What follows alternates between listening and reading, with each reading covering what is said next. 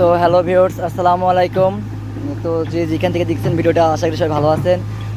আমরা অনেক ভালো আছি। তো একটা কাজ শেষ করে আসলাম এইমাত্র। আসার পরে বৃষ্টি হয়েছে, এই কারণে মনে করেন এত খারাপ ডাইভিশন, ওটা একটু রিস্ক হচ্ছে আর কি। তো বৃষ্টি হয়েছে আর কি। তো যদি বৃষ্টি না হতো তাহলে কিন্তু গাড়ি আমরা যেহেতু যেরাম আছে ডাইভিশন এইভাবে নিয়ে আসতাম, কিন্তু হলো যে আপনার বৃষ্টি হওয়ার কারণে এখানে হালকা কাটতে হচ্ছে আর কি।